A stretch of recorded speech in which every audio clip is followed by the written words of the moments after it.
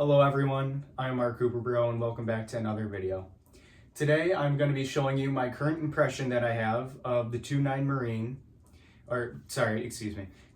Marines during the Vietnam War. Specifically, an impression around the time of 1968 to 1970. For those who do enjoy my World War II content, I am still in love with World War II. In fact, I actually just got myself a book about the 3rd Armored Division, so then that way I could keep on building up a more accurate and better impression of the 3rd Armored Division during World War II. For now though, I have been focusing on Vietnam, and as much as I'd love to tackle all of my interests at once, school and work takes up a lot of time and money. So for the meantime, I am focusing on my Vietnam War impression. But I have also been getting a little into World War I as well, specifically with the Italians. Up here I do have an M15 Adrian along with a short box respirator, which would have been used on the Western Front. But that's not what we're focusing on today. We're focusing on the 2-9 Marines in Vietnam. So, alright, let's start this. Your typical Marine would have been given, around this time, would have been given a nice green cotton undershirt. Even though this is not an original, I managed to get it for like $5 at a local craft store. I just thought that the collar on it actually looked pretty good for what it would have been like during the time. The shading of the green is a little off.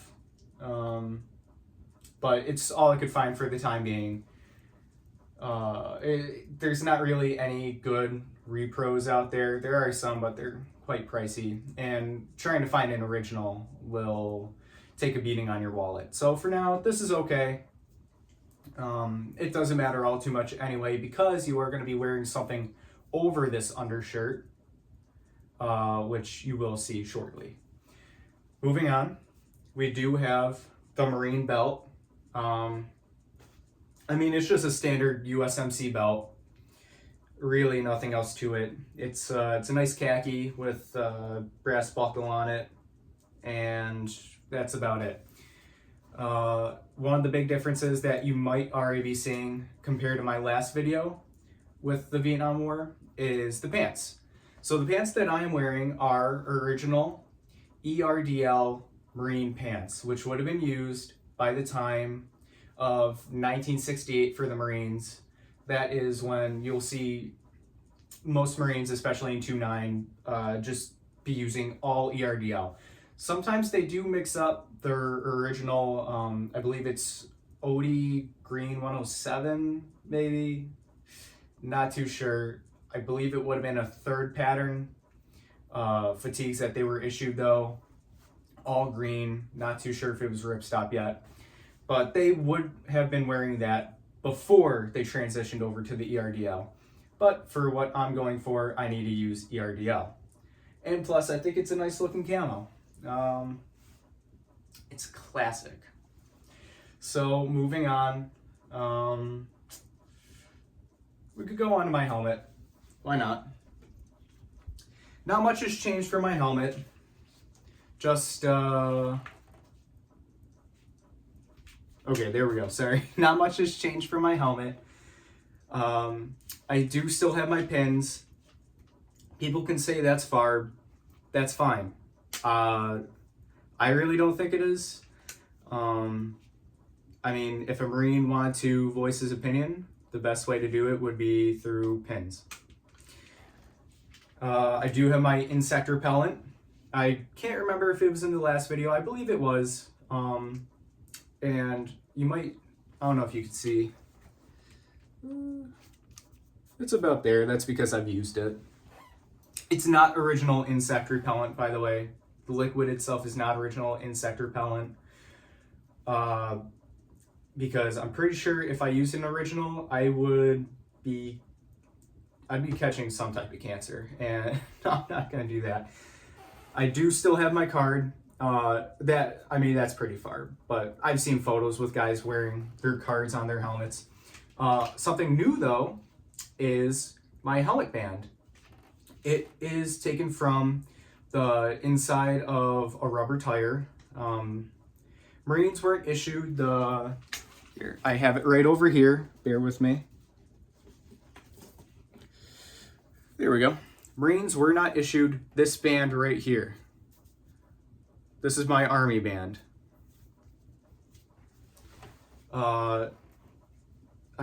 It's an Army band. It would have been issued to Army soldiers, not Marines, so it is not accurate to use that as a Marine. By the time of 1968, you do see a lot of Marines who actually ditched the rubber band, but you also see a good bit who still keep it. For my impression, I chose to keep it. Why not? It's able to hold my insect repellent, which is perfect for me. And as you can see on the back, I don't think it's showing the right way, but it does say courtesy of Hotel 29. That is the company that I'm trying to impersonate. If you'll excuse me, just got to put that back. I might just make a cut there. I don't know. All right, let's move on to next. A pretty important one. Not something that would have been used by most infantry, but I do have right here goggles. As I already said, wouldn't have been used by most infantry. If anything, it would be used by tankers. That way they could keep any smoke, dirt, out of their eyes. I just have it, I'm gonna actually try to convert the material into something that could stop an airsoft BB, so that way I could use these goggles during airsoft games while using my outfit. But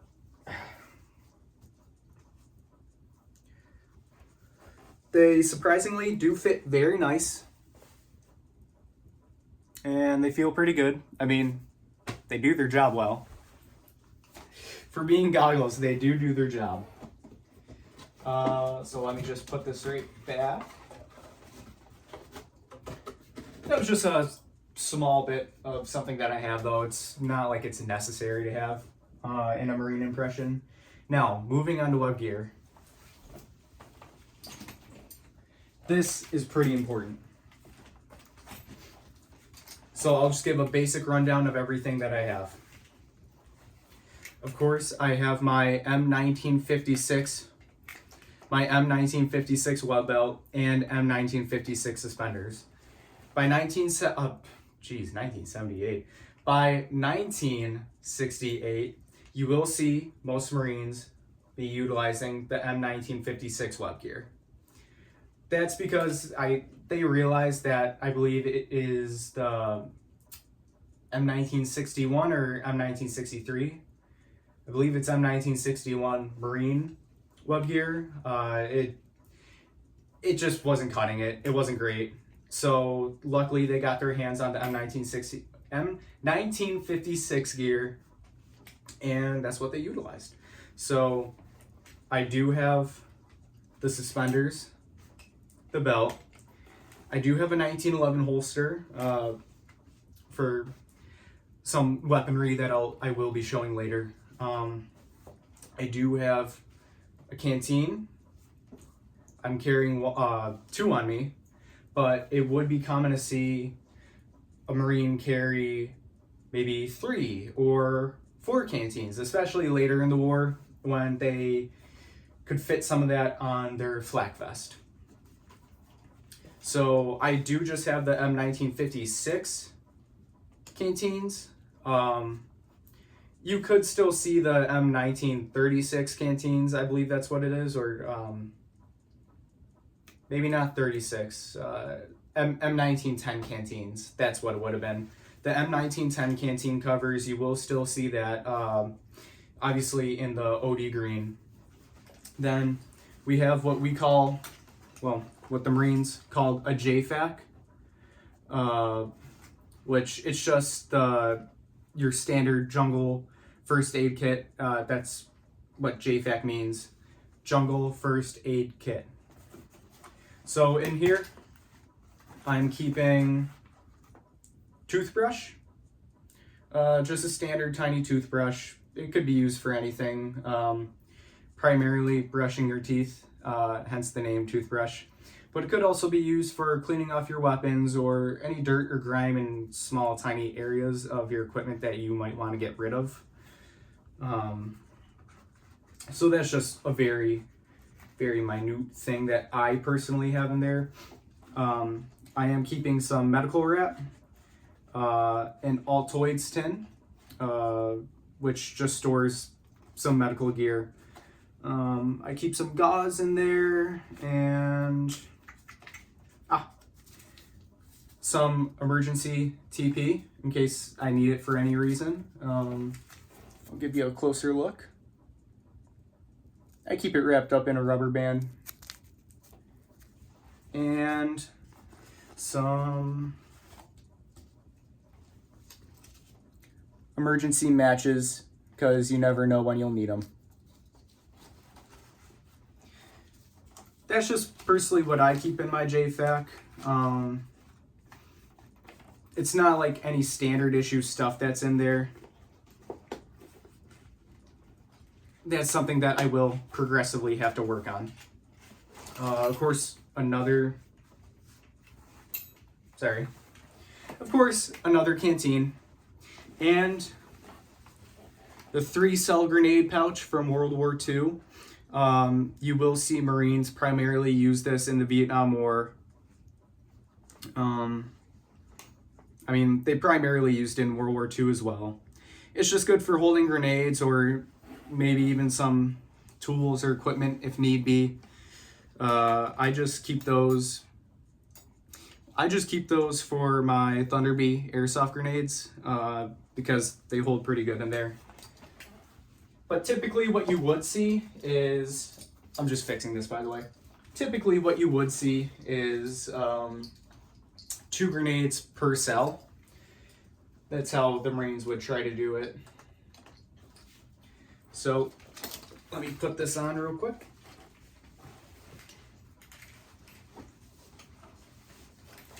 And you might be wondering why I'm not wearing my M1956 ammo pouches. And that is because you don't see much Marines using that by 1969 anymore.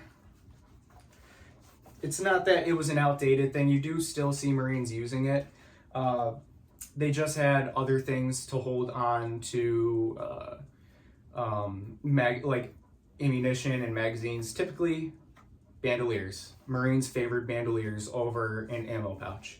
They were nice, light, and easy to carry, and could hold a lot more. Moving on. Took me a while to finally get this, but I do have an M1955 second pattern flak vest. This is the model that the Marines would have used during 1968 all the way to the end of the Vietnam War. Typically, what you see in media, specifically Full Metal Jacket, you do see Marines using the M69 flak vest. That's not accurate. They just used that in that movie because M69s are readily available. It's hard to find the second pattern M1955, especially one from the war, which I wasn't able to get one from the war. As you can see right here, it is a size medium, and it is actually the post-war production of the M1955. Fortunately for me though, the second patterns that were made during the Vietnam War and post the Vietnam War virtually have no differences. Any differences that they would have, I believe, would just be this little flap right here, this sign, and a little carry handle. You can see it right there. In the grand scheme of things though, that is very minute and easy to look over. In terms of material though, it's made out of the same thing. It's got the nylon pouches in the front. Just putting this on.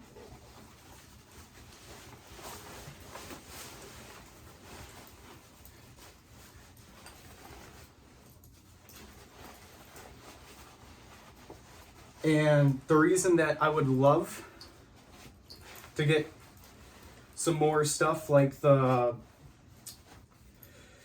M1936 first aid pouches and the M1910 canteen covers is so that I could hang it off of my flak vest. I believe everything's fitting pretty good though.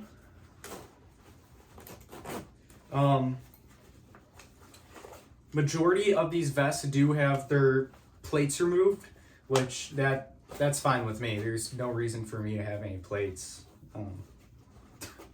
Like, it's just a Marine impression. I don't actually need the plates to protect me from anything, from airsoft BBs. You know, I'm fine. So yeah, it fits just right, just like this. I can still reach for my holster. Now I will just do a little spin around. I have my 3-cell. So as you can see, it all fits pretty good. Not putting my helmet on yet because I do just want to show off another bandolier that I have.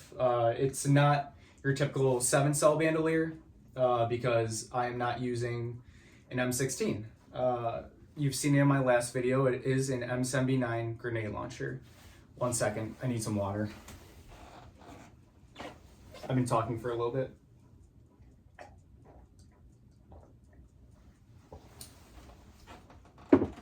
Thank you. Before we get into that, I do just want to preface, you do also, by 1968, you do see a lot of Marines utilizing the, I want to say it's the M1941 Marine haversack in an OD green. You do see most of them utilizing that. That's what everyone was issued. Now, whether they decided to use that in combat is a different story. For my kit, I just want to keep it lightweight. So I'm deciding not to carry it. You do see plenty of photos of Marines in combat not actually wearing their M1941 haversacks, which that's fine. It is necessary if you want to get into a deep dive of the impression, which I do want to do, but just for a basic starter impression, it's okay if you do not have it. So getting into what I want to show you is the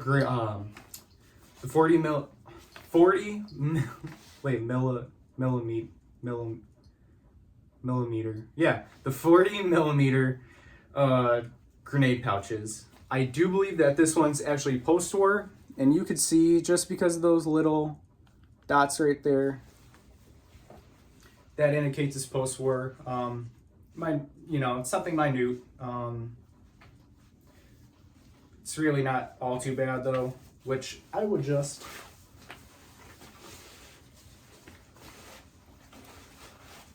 keep around my collar. Hangs off pretty nicely and holds my grenade rounds. And I'm not gonna lie, I need more water. Sorry.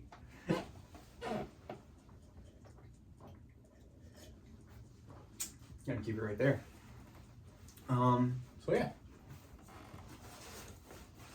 That's a good basic look. And moving on to weaponry, of course, my 1911. I use it for my World War II kit and my Vietnam. Just standard.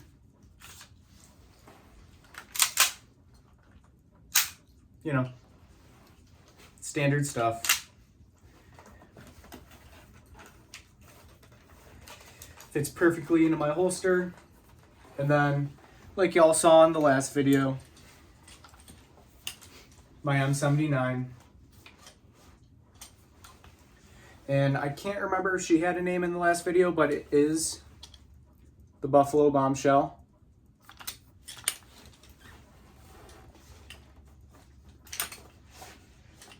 So that's all there is to show off about that. I mean, it's all standard equipment that was used by the Marines in the Vietnam War from beginning to late. However, one of the cool things I do want to introduce is 2 new weapons that I added to my collection.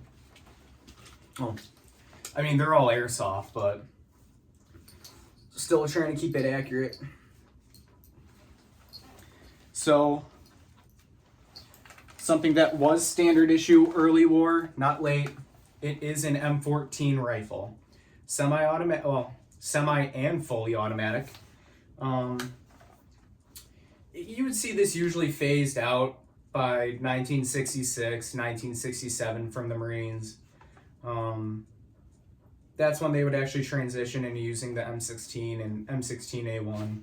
They just thought that the M16 was more effective, even though you do hear and see a lot of personal accounts of Marines favoring the M14 over the M16. A lot of people do harp on the M14. However, it was fairly reliable in the jungles of Vietnam in comparison to the M16. So, just a standard M14. It is unfortunately faux wood, so not real, which I actually do want to fix later down the road. But it's a gas blowback.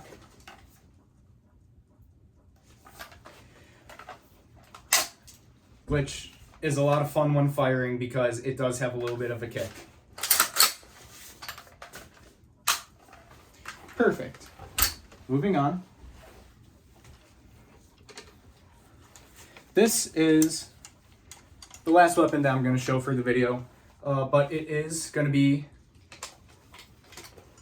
a captured PPSH-41, a classic World War II weapon, which was created by the Soviet Union and even passed down to the Vietnamese, just because the Soviet Union had an abundance and they would commonly pass over and sell some of their weapon supplies to the Vietnamese, well, North Vietnamese Army and Viet Cong. You do see a lot of this by Viet Cong. It wasn't standard use for the North Vietnamese Army. So, yeah. It does feel good. Like I said, it's just captured, so it's not something that a typical Marine would use. If you found it, most likely you'd either just destroy it or turn it in to get destroyed. I guess you could also send it home if you really want. So, yeah, that's about it for that. Just captured. Nothing else. And I believe that should bring us to the end of the video. I don't really have anything else to show for my Marine impression. I'm not showing off the boots because I do still have the same boots that I used last time in my Vietnam impression, which are not accurate, although I am working on that. So I hope that you all enjoyed my 2.9 Marine impression from the time period of 1968 to 1970 for the Vietnam War. It was another long video, I think about the same time as the last Vietnam War video. I hope that you were able to learn something from this. That's always the goal of my videos. I love educating others and trying to teach you what the actual equipment that of what we're using is. And yeah, that's about it. So I think I'm gonna end it off. Thank you guys so much for watching. Take care, and I'll see you in the next video. Peace.